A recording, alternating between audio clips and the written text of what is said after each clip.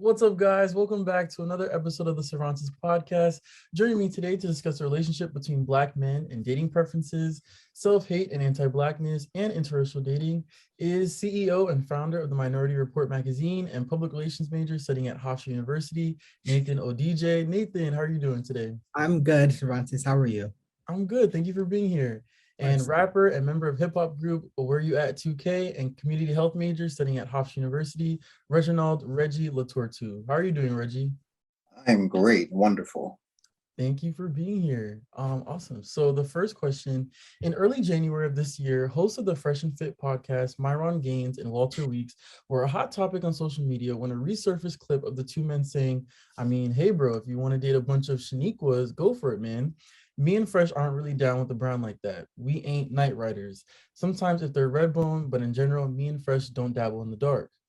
Later, the host defended their comments by saying, our dating preferences are our preferences. If we hated Black women, would we bring Black women on this show? So I wanted to ask you guys, what was your initial reaction after hearing about this? Nathan, you want to start or I start? You can start, Reggie. You can start. All right, let me start, man. Oh my goodness. So what was my initial reaction? Just honest disgust, man. I'm not gonna lie.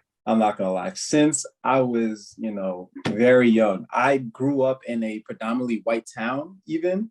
And I saw myself just getting attracted toward Black women. I always loved Black women my whole life. And to hear that come out of a Black man's mouth, it's honestly, it's to me, it's disappointing. And especially because he has that type of platform, even though to me, it seems like an anomaly because a lot of my Black friends also are attracted to only Black women most of the time. It seems like that's the standard, that's how all Black men feel. And I feel like it's amplified to where it's like, oh, if that's how Black men feel, if that's how he feels, then that's how every Black man feels. And yeah, so I think it's disgusting to be honest, because when you talk about preferences, usually when you talk about preferences, you're not hating on something else. It's like if I say I prefer apples, right? I'm not gonna go on onto how like I hate pears. You know what I'm saying? Right. So it makes no sense to bash Black women in your preferences. It just never made sense. Yeah. So okay. Cervantes, you know this, but my girlfriend's white, right? And I when I first read this, I was like, first of all, when he said a bunch of Shaniquas, why he had to choose like the typical Blackest girl? Like, It was so messed up. So messed up, so unnecessary. And then saying, we ain't night riders. Night riders? That's just so out of pocket. It just got worse. Right, it just got, and then maybe if they're red bone, what? Yeah, so that really got like Reggie said, disgusting. And for me, I think that when it comes to preferences, that it's not like I don't think race should be a preference, in my opinion, because like obviously we're human, we all do have our preferences, but when it comes to like saying, oh, I hate dating Black women, I prefer dating white women, or I prefer dating light-skinned women, that's when the colorism and the racism sets in, at least through my eyes. I know some Black people don't think that, some Black people do, and white people, like different races too. The viewpoints differ on that, but in my opinion, I don't think race should be a preference when it comes to choosing the date. No, if you're attracted to like women, if you are a straight man and you're attracted to women, it should be like all women. And you may have a preference of like maybe blonde or curvy or like curly haired, I don't know, like smart, funny, and like that's okay. But when you bring color into it, exactly. When you bring color into it and you're like explicitly only dating a certain race, it kind of gets weird. And it's just frustrating because I feel like we see that rhetoric, or at least I see that rhetoric so much on social media from Black men. And I know like some Black men would like counter argue like, oh, but there's more Black marriages than interracial marriages.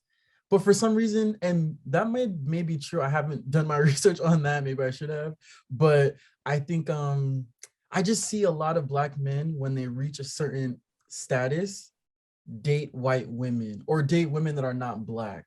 Yeah. And it's weird, you know. I think even 50 Cent was talking to Lil Wayne about that. Like, oh, like we're so used to one thing, so when we see something else, it's like exotic.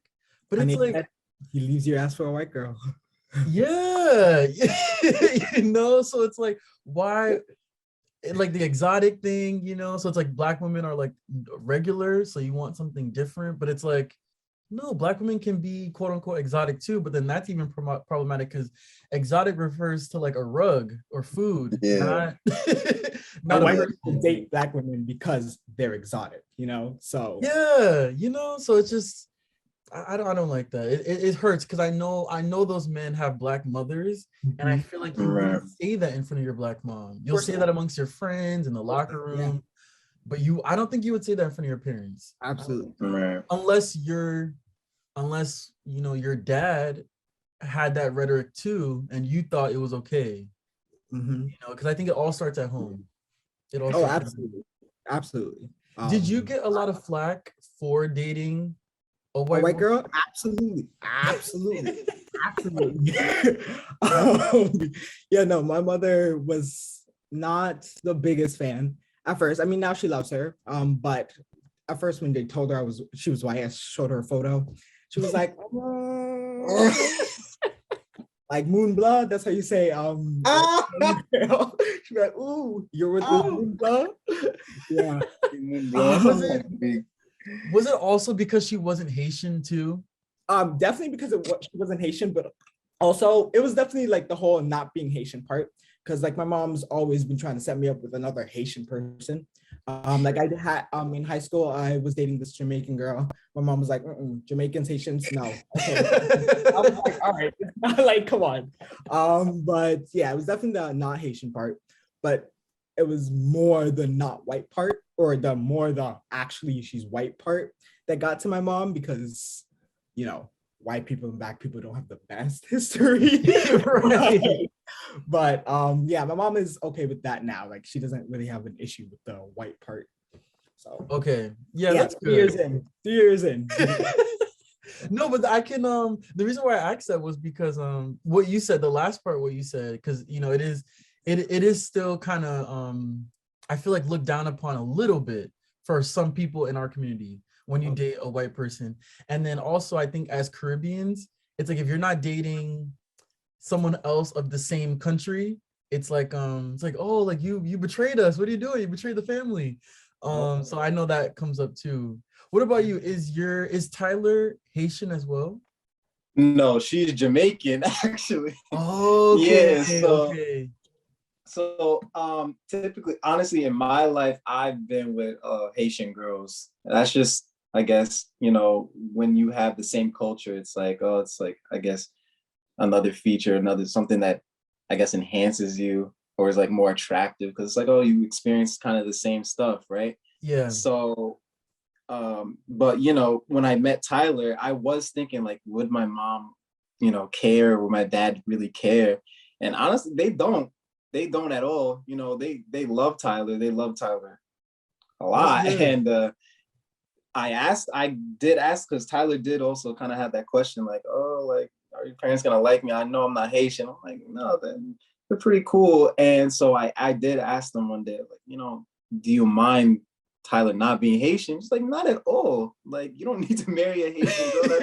You don't need to be put in a box for your, no.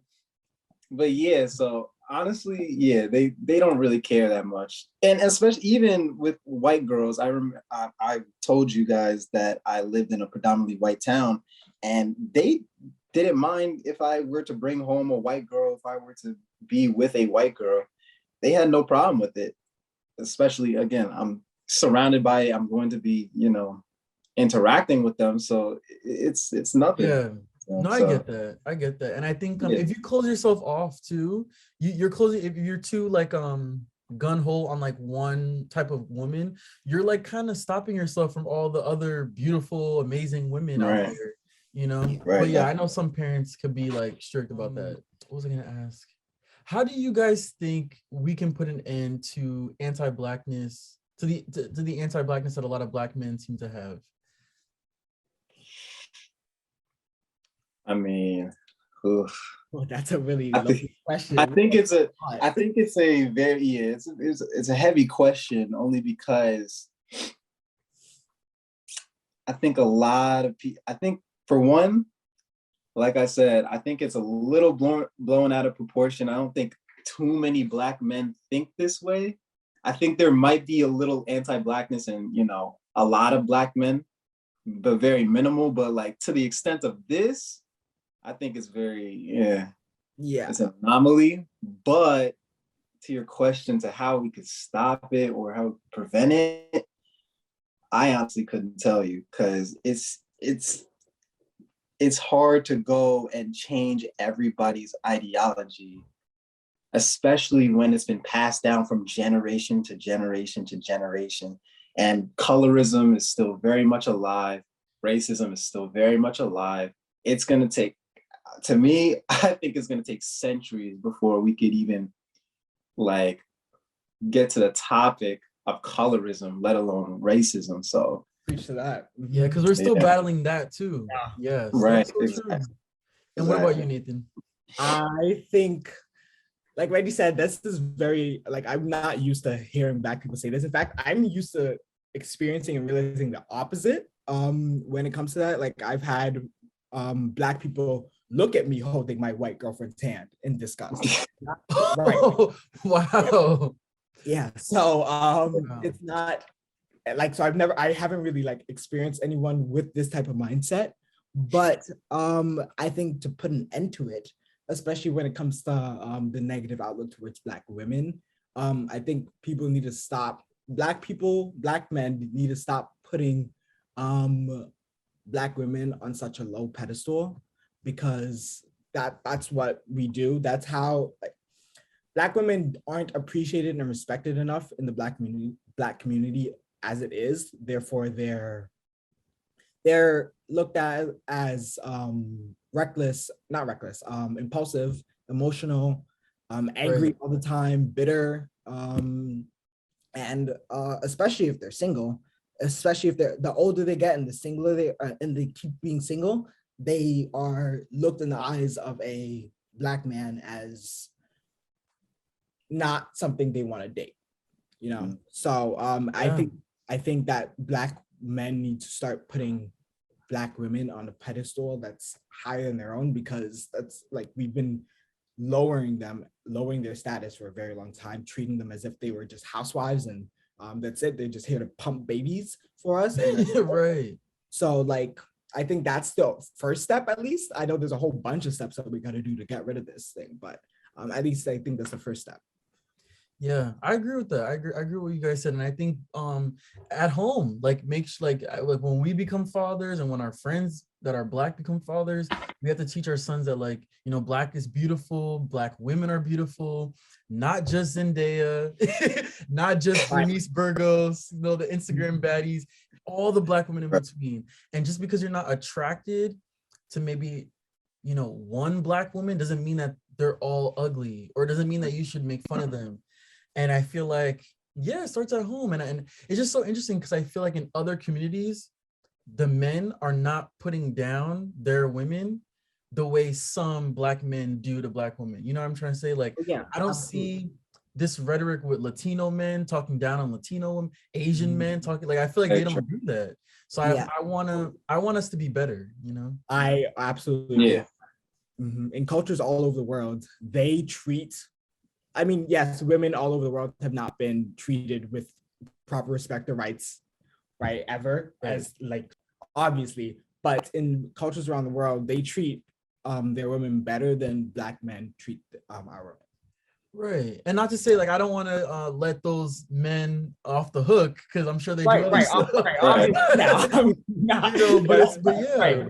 But like, I don't see, like, on social media, I've never seen like a viral like Asian man going after this Asian, like, I don't see that, you know, not on my feed, you know. So yeah, I just hope that we can but shout out to all the Black men that are love their Black women, are in relationships, they respect them, appreciate them, because I don't want to tear down Black men. I'm not trying to do that, but I do want to hold us accountable, because I feel like at a certain point someone has to speak up and be brave enough to point it out. Yeah. And if it's gonna be me with this little podcast, then I'm gonna do it. Switching gears, now for some TCP rapid fire questions. The first question I wanted to ask you guys: what makes you laugh the most? Reggie, you want to take that? Yeah, all right. So what makes me laugh the most is like the corniest jokes that just don't make sense, or just dad jokes, just really corny, like. like why'd you even say that? Honestly, it's like why did you even say that? Or like, bro, like if somebody says like, yo, why did a chicken cross the road to get to the other side? Like I just be dying laughing. Like I don't know why. That's just me. The dad jokes, the awkward jokes. Yeah. What about you, Nathan? Jokes are definitely a given. Yeah, but for me, I think it's sarcasm. Anything with like when someone's being ironically sarcastic, not in a rude way, but like in a funny way, that just gets me, like, I don't know why, but that's 3 things you're grateful for. 3 things I'm grateful for. I guess my living situation, the house over my head, or the roof over my head, my education, and food. I like that. And you, Nathan? Yeah, I think it's gonna be obviously my girl. Food, clearly.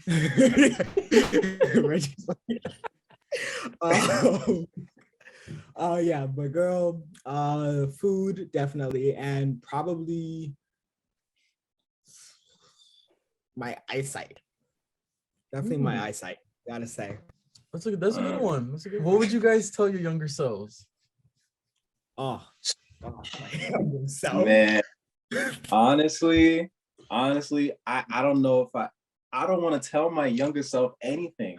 The only reason why I don't want to tell my younger self anything is because I want my younger self to experience what I've experienced. I want him to learn exactly what I learned. You can't learn something from you can learn a lot of things from people telling you, and you can regurgitate that information.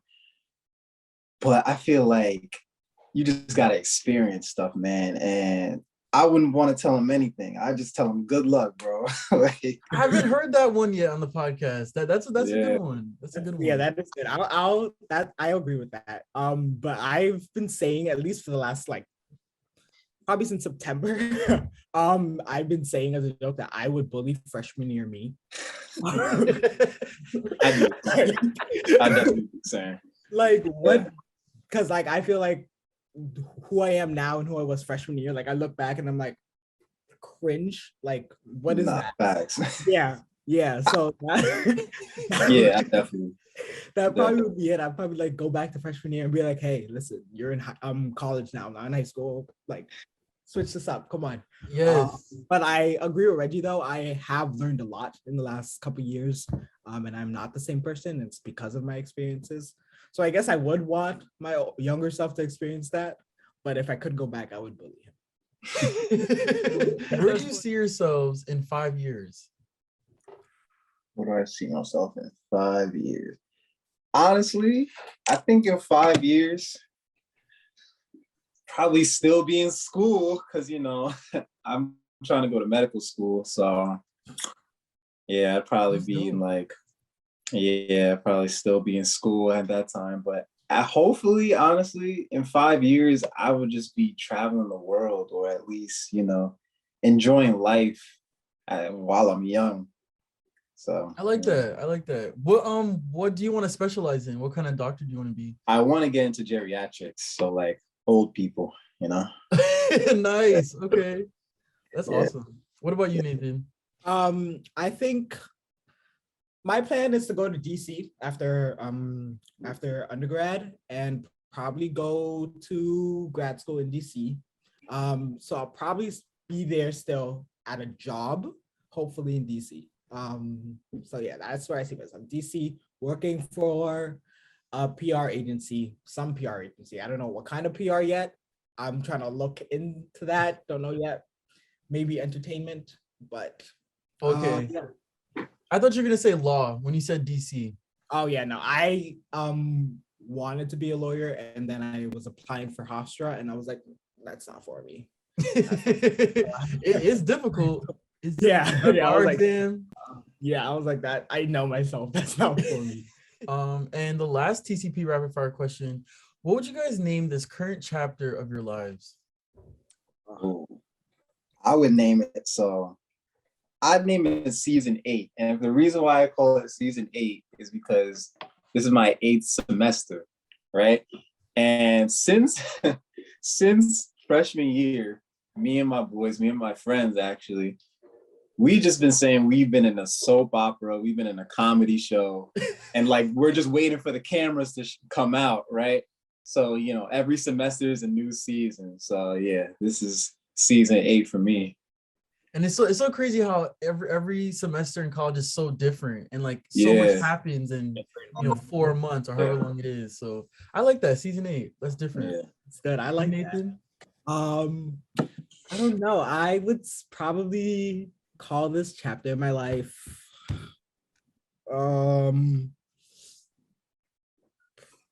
It's going too fast. Like, yep. First of all, it's already the 29th. Like, what is of January? Right. Yeah. What is this? Wasn't it just New Year's Eve? Exactly. Yeah. Yeah, probably it's going too fast because like every time I realize, crap, I'm 20 and like I'm not getting any younger. It's actually just going quicker and quicker. And I'm getting old. So probably, yeah, this is going too fast. Yeah, I can't believe I'm 21. Like I still feel 16. Yeah, me too. Weird to think about. It's crazy. So that's it for the rapid fire questions. Thank you guys so much for joining me on the podcast. Conversations like these are so important. I hope that all Black men that do listen to this episode can self-reflect and maybe see if they have colorist and anti-Black dating preferences, and or they can hold their friends accountable who do. Do you guys want to tell the listeners where they can follow you, like on social media and stuff? Yeah, you can follow me on Instagram at Reginald, is Jezinald, Reginald. And you can follow me also on TikTok at Zojezi, Zojezi. Nice. And all the music that's coming out soon. Yes, follow me for that. You're gonna have to follow me for that. There will be a link in my bio for all our music, all the awesome. I'll put a link in the description box. Word. Where can everyone follow you? And the Minority Report? Of course. So you guys can follow me on Instagram at Nate THE Great GR821. That's a lot. I'll give it to Cervantes so he can give it to y'all. But at Nate the Great 21 on Instagram, and for the Minority Report, it's the Minority Report _magazine on Instagram and TMR _mag on Twitter. Also look out for the new site. It drops this weekend, and I hope you guys are looking forward to me and my girls' podcast called Different Worlds. Nice. I didn't know you guys had a podcast. That's dope. Well, we're starting one. Okay. It's gonna come soon. Yeah. Awesome. Be sure to leave a rating for the Cervantes podcast on Anchor, Apple Podcasts, Spotify, or wherever you listen to podcasts. Also, don't forget to like, comment, and subscribe to the Cervantes podcast YouTube channel, and click the notification bell up top so you never miss a new episode. Thanks for listening. Bye, guys.